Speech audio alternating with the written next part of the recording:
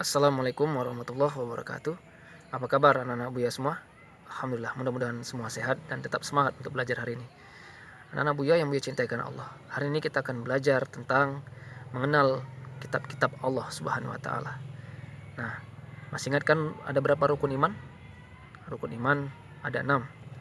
Iman kepada Allah, iman kepada iman kepada malaikat-malaikat Allah, iman kepada kitab-kitab Allah, iman kepada rasul-rasul Allah, iman kepada hari kiamat, dan terakhir iman kepada qada dan qadar.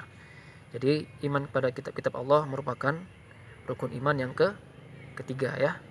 Baik anak-anak Buya yang dicintakan Allah. Nah, apa pengertian kitab Allah? Ada yang tahu? Nah, kitab Allah adalah kumpulan firman Allah Subhanahu wa taala yang diturunkan kepada para nabi dan rasul melalui malaikat Jibril untuk disampaikan kepada umat manusia. Nah, itu adalah pengertian kitab-kitab Allah. Baik, kitab-kitab yang diturunkan Allah kepada nabi dan rasul jumlahnya ada 4. Ya, ada 4. Yang pertama itu kitab Taurat, diturunkan kepada Nabi Musa alaihissalam. Yang kedua, kitab Zabur, diturunkan kepada Nabi Daud alaihissalam. Yang ketiga, kitab Injil, diturunkan kepada Nabi Isa alaihissalam.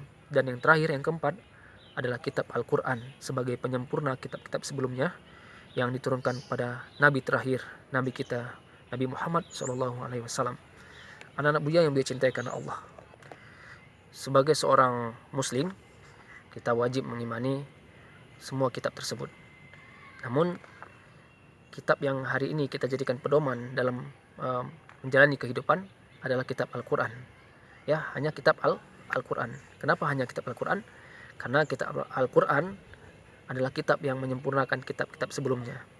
Nah, kita harus meyakini adanya kitab Taurat, kitab Zabur, dan Injil. Nah, tapi kitab itu sudah melebur menjadi satu ke dalam Al-Quran. Jadi Al-Quran itu sudah menyempurnakan kitab-kitab sebelumnya. Maka saat ini kita memegang Al-Quran, menjadikan Al-Quran sebagai pedoman hidup kita. Nah, kita akan bahas lebih dalam lagi nanti kitab-kitab tersebut di pertemuan selanjutnya. Hari ini kita akan bahas sekilas saja. Nah, kitab Taurat. Kitab Taurat ini adalah kitab yang diturunkan Allah kepada Nabi Musa alaihissalam kepada kaum Yahudi. Ya, jadi kitab Taurat ini terkenal dengan isinya 10 commandment, yaitu 10 perintah Tuhan yang mengajak kepada kebaikan, yang mengajak kepada menyembah Allah Subhanahu wa taala. Nah, anak-anak Buya yang dicintakan Allah, ya. Allah berfirman dalam surah Al-Maidah ayat ke-44, sesungguhnya kami menurunkan kitab Taurat. Di dalamnya ada petunjuk dan cahaya. Yang dengan kitab itu para nabi yang berserah diri kepada Allah memberikan putusan atas perkara orang Yahudi. Nah, jadi kitab ini diturunkan kepada Nabi Musa untuk umat Yahudi ya, anak-anak Buya semua. Baik anak-anak Buya, kemudian selanjutnya ada kitab Zabur. Nah, kitab Zabur ini diturunkan Allah kepada Nabi Daud alaihissalam untuk disampaikan kepada Bani Israel. Ya, apa isi dari kitab Zabur ini? Kitab Zabur ini berisi tentang doa-doa, pujian-pujian kepada Allah, zikir, nasihat, dan hikmah-hikmah. Selain sebagai Rasul yang diturunkan kitab kepadanya, Nabi Daud juga mempunyai mukjizat yang sangat luar biasa. Ya, beliau itu bisa melunakkan besi, ya, bisa melunakkan besi yang kuat. Dan Nabi Daud terkenal dengan suaranya yang merdu. Baik anak-anak Buya, selanjutnya kitab Injil. Kitab Injil ini diturunkan kepada Nabi Isa alaihissalam untuk disampaikan kepada Bani Israel juga. Nah, jadi Nabi Isa inilah Nabi yang terakhir dari Bani Israel.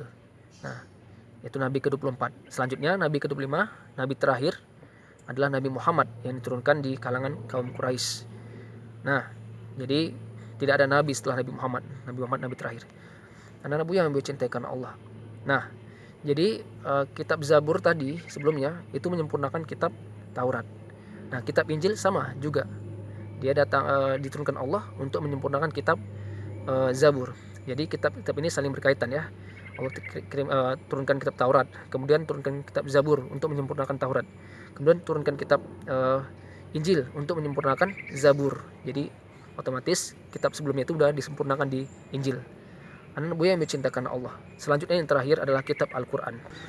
Nah, kitab Al-Quran adalah kitab yang diturunkan kepada Nabi terakhir, yaitu Nabi Muhammad SAW. Dan sekaligus kitab ini menyempurnakan kitab Injil, kitab Taurat, dan kitab Zabur sebelumnya tadi. Jadi, kitab Al-Quran ini sifatnya untuk seluruh manusia di muka bumi ini. Jadi digunakan untuk seluruh manusia sampai akhir zaman, sampai hari kiamat. Jadi kitab ini sudah sempurna insya Allah, dan menyempurnakan kitab-kitab sebelumnya. Maka kitab Al-Quran yang diturunkan kepada Nabi Muhammad inilah menjadi kitab yang kita pegang, kita gunakan, ya, kita amalkan isinya, kita baca, nah, dan terus menjadi pedoman kita dalam menjalani hidup kehidupan ini, ya. Dan Nabi Muhammad SAW juga sekaligus Nabi terakhir, la Nabi ba'da, tidak ada Nabi setelah Nabi Muhammad SAW, dan kita harus yakini hal tersebut. Anak buah yang mencintai karena Allah. Kemudian apa hikmah dari beriman kepada kitab-kitab Allah?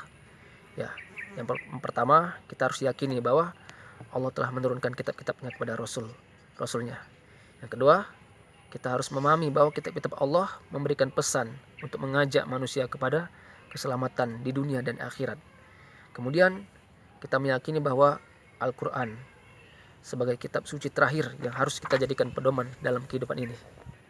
Dan selanjutnya kita jadikan Al-Quran sebagai pedoman untuk menjalani kehidupan kita. Dan kita rajin membacanya, rajin memahami isinya, dan mengamalkan apa yang terkandung dalam isinya. Demikian anak-anak Buya, materi kita tentang kitab-kitab Allah. Jika ada pertanyaan boleh bertanya di WA. Nah, setelah ini silakan kerjakan LKS yang sudah disediakan. Assalamualaikum warahmatullahi wabarakatuh.